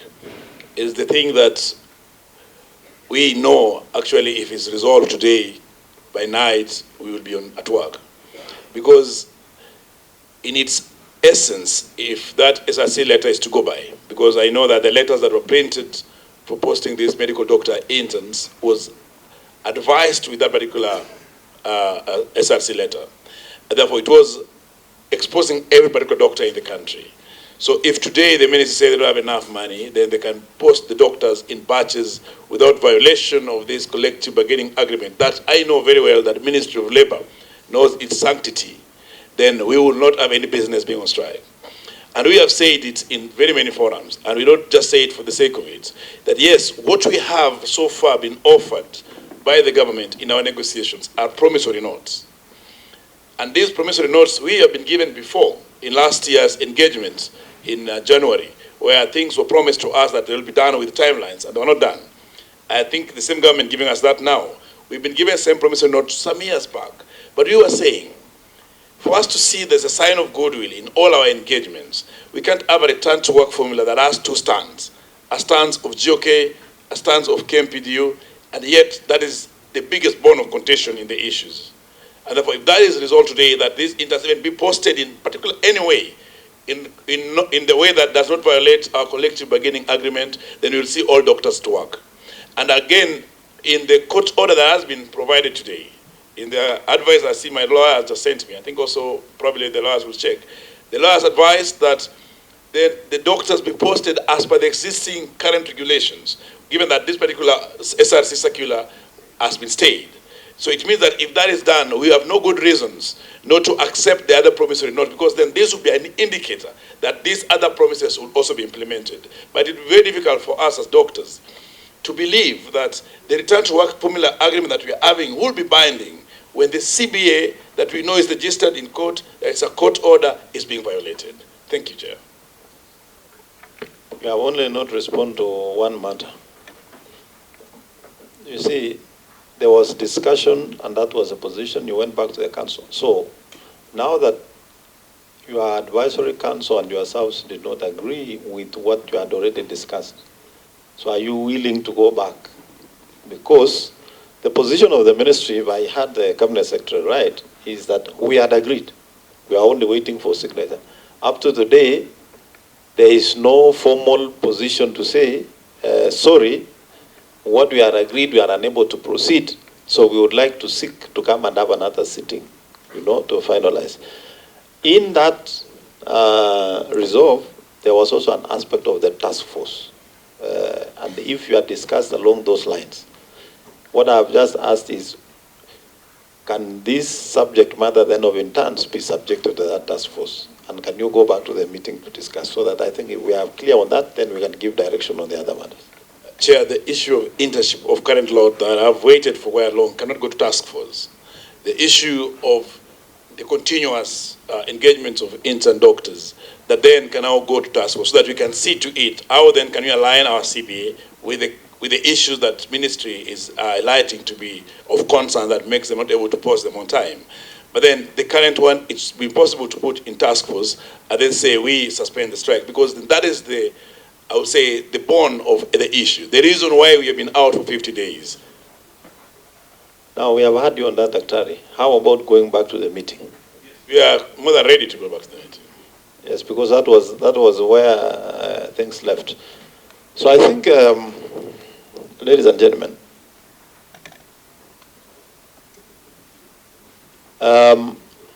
I don't know whether ministry have anything else before we give our final closing remarks. Maybe we start with the Cabinet Secretary for Labor, CS Bore.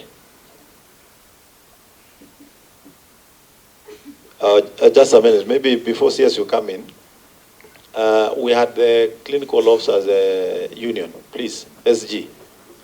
And then we have the medical laboratory. I think I'll give you so that we can combine the solution. Chair, I think we will like at least the ministry also to dive into our issues, because they are duly served with our notice and there are issues that still pends without being addressed.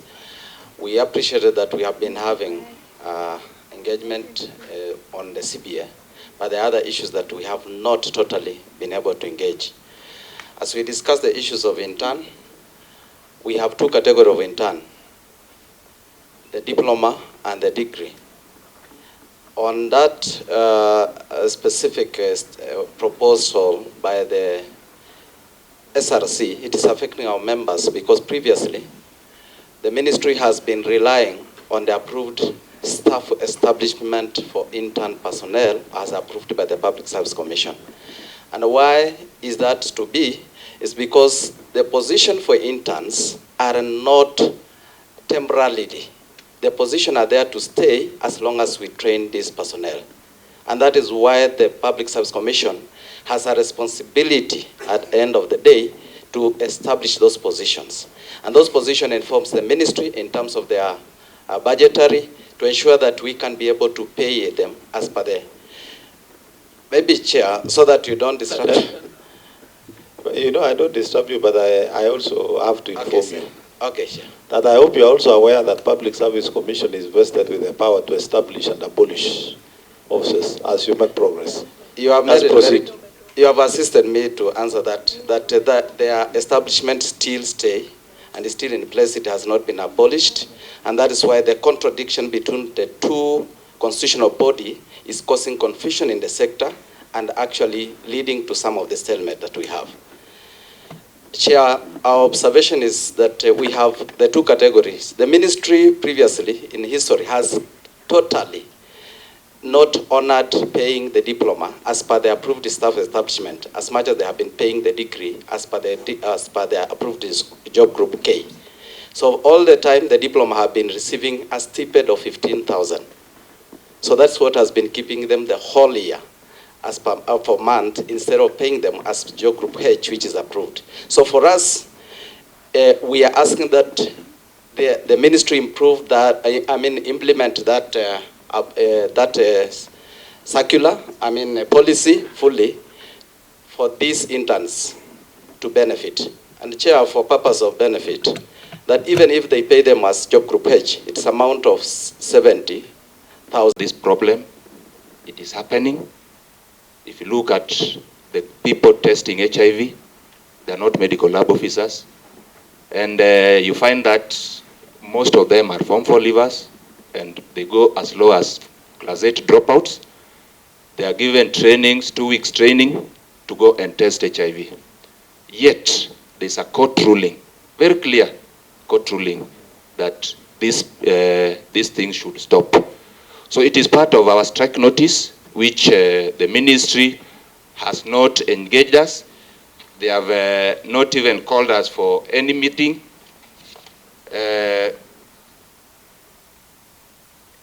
Lastly,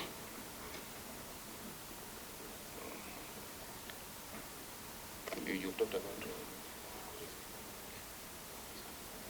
Now, this question goes to the SRC and to an extension, Public Service Commission.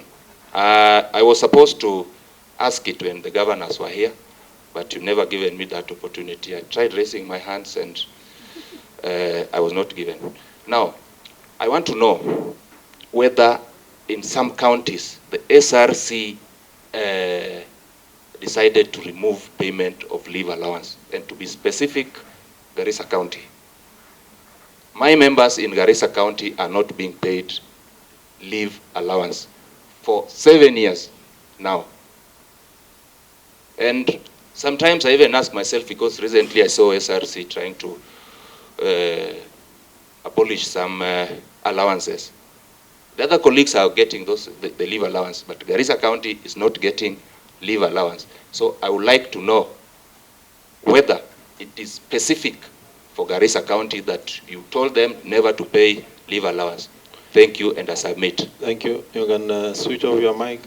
Issue of the laboratory technologies, I think the issue of recognition agreement, they have had meetings with us at the ministry, chaired by the principal secretary.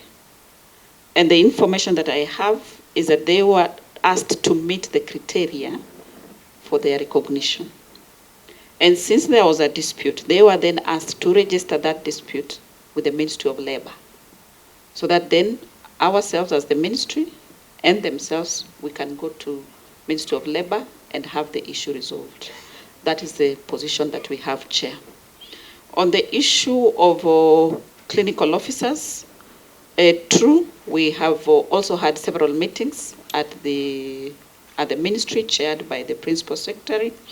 And the one outstanding matter was on risk allowance, that they were seeking an increment of from 3,000 to 15,000 shillings. And that matter has even been discussed at whole of nation approach. And therefore it was left for SRC to guide, because the ministry cannot give guidance on risk allowance. But SRC said they were going to work on it, but brought to the attention of the meeting that this is not something that can just be given arbitrarily. There has to be consideration of the budget, considering that it will not just affect the clinical officers at the national level, yes, but all at, yes. Don't speak for SRC because they are here. Okay. They will speak for themselves. All right. So what we did as a ministry is to write to SRC to guide. at the ministerial level. And on the internship for clinical officers, I think it is only fair that the clinical officers union also agreed that from the SRC guidelines that were issued that we used to post clinical officer interns, the ones for diploma, their rate moved from 15,000 shillings to 35,000 shillings. And all of them have picked their letters. All of them are at their internship centers. And the stipend moved from 15 to 35,000. I think that acknowledgement needs to go on record as well. Thank you, Chair. So maybe before I ask SRC to respond on that, clinical officers, is it true that the risk allowance moved from, the stipend moved from 15,000 to 35,000? Yes, Chair. Is that a yes or no? It is a yes, and I think... No, don't put and. You know, when we are dealing with figures, we deal with absolute figures. So it is true that it has been increased from 15 to 35. Let's leave it there because we have room for negotiation, because CSR said most of those things are also part of the whole-of-nation approach. SRC, you are to give an advisory on that matter. Yes, Chair. On the risk allowance. Yes, thank you. Yes, so you need to tell us what is the progress. The CED has mentioned that they would write to SRC, but the progress is that they did write, and we have actually responded. So we are waiting for, there are quite a number of documents that we've asked for, including financial, whether they have the money to pay, and the implications on the county governments. We have also raised issues about equity, because you cannot pay increase for the clinical officers at the Ministry of Health at the expense of all others. So we are waiting for the final response from Ministry of Health. So Ministry of Health you have had. So you wrote to SRC, they have written to you. So they are waiting for you to write back. So since we don't want to open, let me allow Dr. Bukose to make some comments. You know, Chair, this is moving forward and backward. At the level, I don't know when the SRC wrote to the ministry. It's actually recent. It's hardly a month. It's actually very recent. And the letter has not reached the Ministry of Health.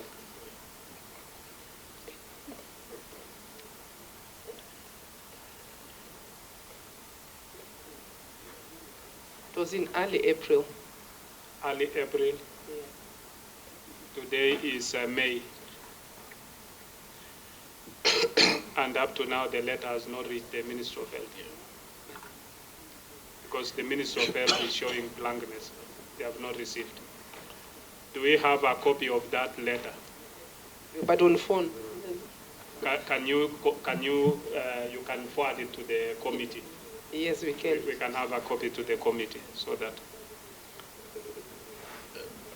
Chair? Yes. Chair, I think one thing that... Just a little bit, Dr. Deputy. We are finishing with the... Because we want to finish with the clinical officers, then we come to you. Yeah, Chair. I think the response for the CS has not touched on promotion and redesignation, the issues of comprehensive medical cover, and also transitioning of UHC staff to PNP, whom are actually being paid by the... They have not touched about that. Yes, CS. Thank you, Chair. On the issue of promotions, and remember, Chair, I said these matters were also brought to the attention of the whole of nation approach. And we did agree that respective matters will be resolved by respective employers. So on the issue of promotions, then the ministry, we are dealing with the 158 clinical officers who work under the national government. So the rest then will have to be dealt with by the employers, which are the county governments. Then on the issue of on UHC, there has been a stalemate, but I'm told this morning that there has been a clarification from Public Service Commission that is going to be a renewal for another 2 years, and that I believe resolve it. I know they have been asking for PNP, which we still are not able to give that. We'll go by the advisory from the Public Service Commission. Thank you. Yeah, I think we've just called the office confirmation that we received the letter from SRC, and the HR department is working on advisory to the PS so that we're able to respond. Okay. Bwana PS, you know the matter at hand is not a matter to be left to HR officers, and the HR officer in the ministry must know that this is a very serious matter. You know, if the letters come from SRC and is addressing a very serious matter of national concern, if the movement takes a month, I think you need to work on, they really need to update you because you are the decision makers. You know, as much as they are working on advisory, the first thing is to say there's a letter here that has come, so that you can even give them the deadlines. Otherwise, they can work on them forever. And these are part of the people now who are adding fuel into the fire, you know.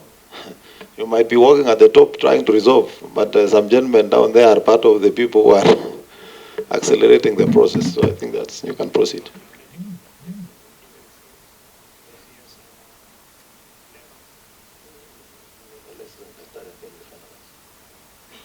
Dr. Deputy?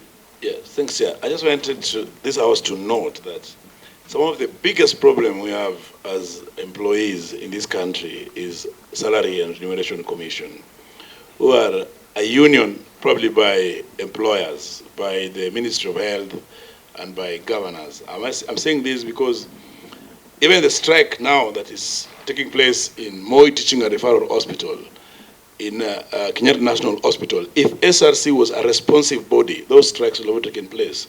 Why am I saying this? Because the moment you agree with the employer over CBAs and negotiated and they say they're able to pay, SRC puts roadblock. And this they have done for us, for example, in KNH for 3 consecutive agreements. I'm saying this because I've seen they're doing the same for clinical officers, for all others. And yet, when Ministry of Health writes to them, reduce the wages for interns to this level, 36 hours, they have a response. So we really want a way to deal with this body. It's not really good for us, probably. It's probably meant just to frustrate us and to cause strikes. Daktari, I don't know how true that could be, because from where I sit myself, as an employee of Parliament, I have issues with RSC. and they have not done what you are saying. So, but remember also they have a constitutional mandate. So if they are acting within their constitutional mandate, then I'm afraid the results might be what we have. And I can tell you, we had a bond with them. You know, I was a governor, and I have no pension. So I have a carryover bonds with them. So it might not be true what you are saying, that they have an agreement with governors and so forth. Probably they're acting within their mandate, and we just need to address the issues along that line. I think so that we bring to an end. If we continue, we shall not finalize. I think we just need to make progress in the matters we have discussed. Can we allow the Cabinet Secretary for... We are not going to allow any additional deliberations. I think we have had enough. The rest can be handled in the other meetings. Yeah, let me just say something. Yes, Dr. Something came here. We should have discussed it earlier when the governors was here.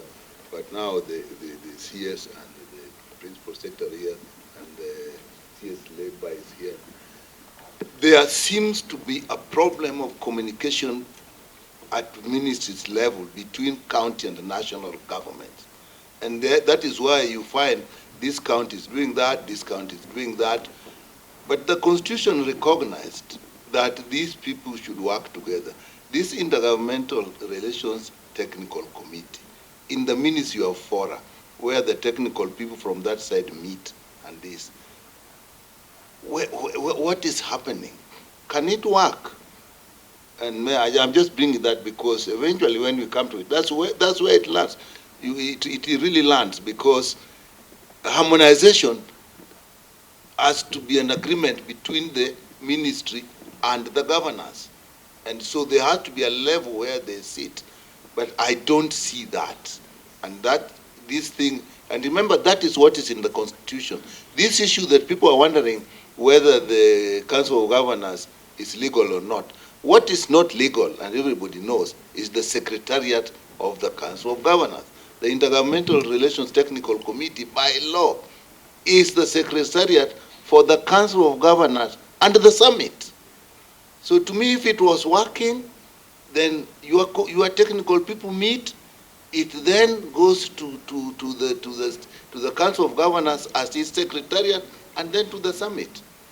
I just brought it as a structural thing I saw, but you can discuss it at higher levels.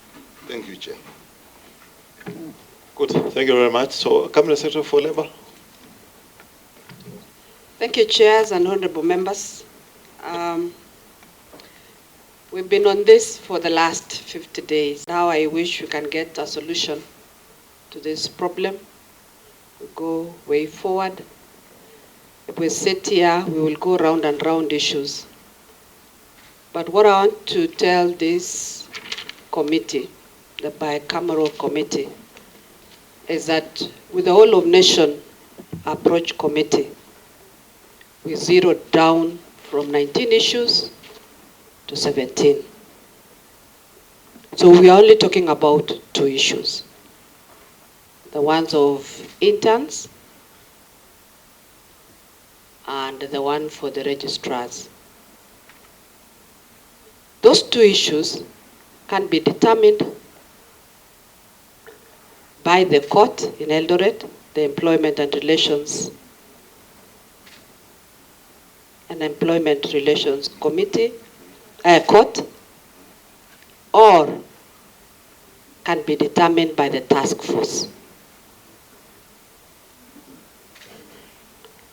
Now, there was also the issue that has been brought by the other unions on recognition.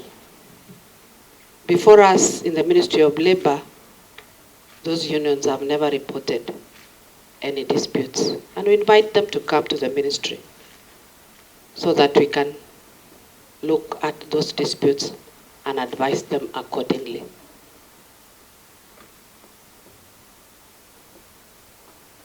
My request is that even as we wait for the determination by the court, by the task force, kindly, doctors, go back to work. Let us have a return to work formula. Let us not take the people of this country around and round. I have personally invited the KPMTU into my office, and we had a honest discussion. And I would still invite them to come if they think there are other issues that they're not being listened to. We are here as a ministry, as an arbiter, to be able to get solutions. And we have even the conciliation committee that I launched. If that conciliation committee cannot work, we can go to a court-aided mediation. And in mediation, we invite everybody. We'll have parliament, we'll have the ministry, we'll have COG, we have all the unions. But even as we have mediation that is court-aided, the doctors will have gone back to work. Let us not let Kenyans suffer, even in this situation when we have problems coming out of flooding. My kind submission. Thank you, chairs. CS Health, a very important question to the Labour. I can't CS allow Labour you. is very, very important. She's actually the one in charge of everything. Daktari, you know, we cannot argue on the mic. It's just a clarification. I have ruled that we have closed that session.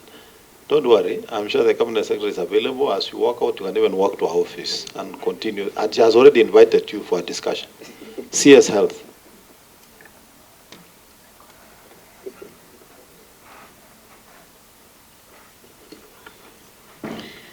Thank you, Chair. I'm happy with the progress that we have made so far.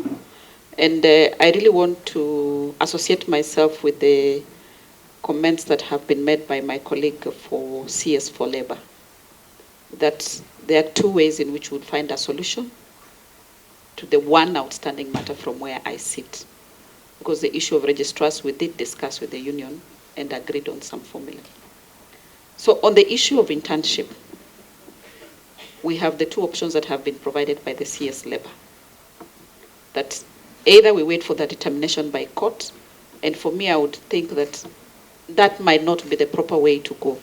Because people are suffering, really. People are suffering. If only doctors can agree to get back to work, as we discuss, then we alleviate suffering. And once we are in agreement, we will settle what we have agreed in court. We'll go and settle it there and say we'll go and record that this is what we have agreed on. But we can only agree if the union comes back and says our council did not agree with this. What is the middle ground? What is the position that we now take? So I want to thank you, Chair, and I look forward to meeting the SG in our meeting this evening at 5. Thank you. Chair SRC. Continue discharging our mandate as required.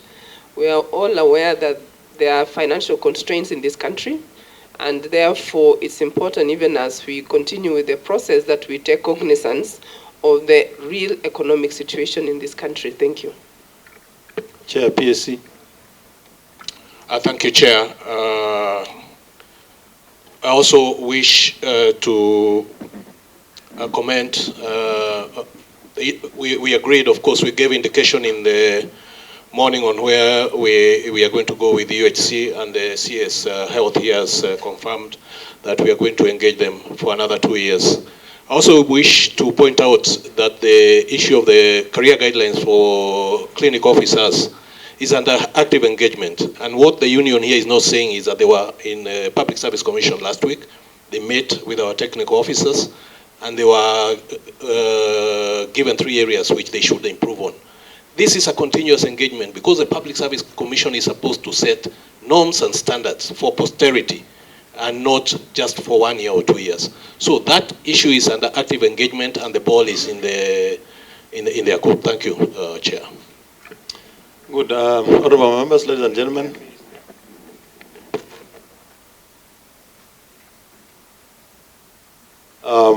Thank you very much. Let me first take this opportunity to thank all of you, our stakeholders, for attending this meeting.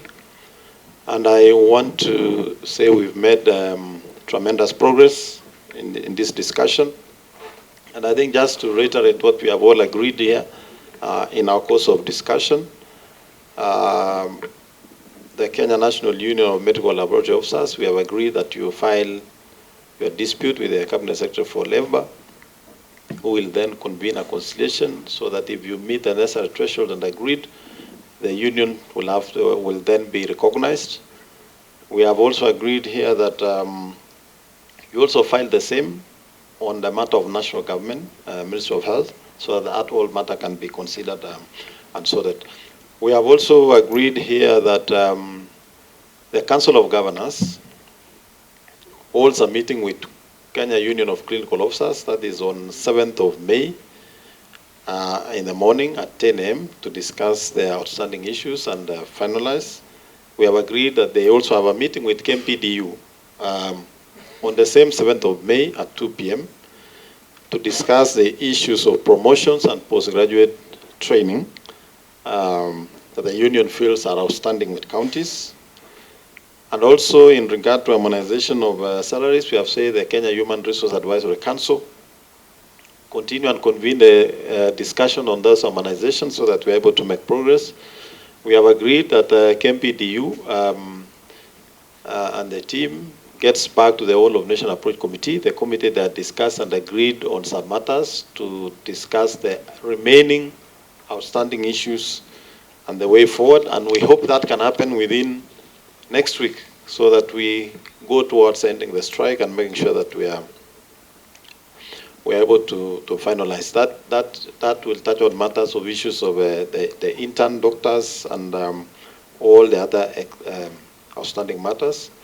We have agreed that the Public Service Commission extend the contracts of the UHC and CHREP staff by 2 years in accordance with the summit resolution. That the Cabinet Secretary of Health also agrees with that. And we also say that the joint secretariat here will follow up on the decisions that have been made by this committee. We want to urge all the stakeholders to consider, and particularly our unions, we also want to appeal to you. You know, as a country is going through another calamity of floods, I think this also calls for you to also make some conscious decision and also consider calling off the strike because of this matter, and as the matters are being resolved.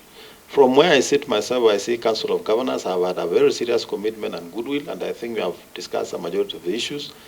National government has demonstrated goodwill, although you are calling them promissory notes. But you know, even to have a promise is a progress, you know. I think when you go back to that meeting, just tighten the issue of ensuring the promise is delivered. And then please, let's go back to work. One of the things that should not be lost, ladies and gentlemen, our health workers, you know, we really value what your service in this country. But just take note that unlike other cadres in public service or public sector, is once a life is lost because there was nobody to address, there is no comeback.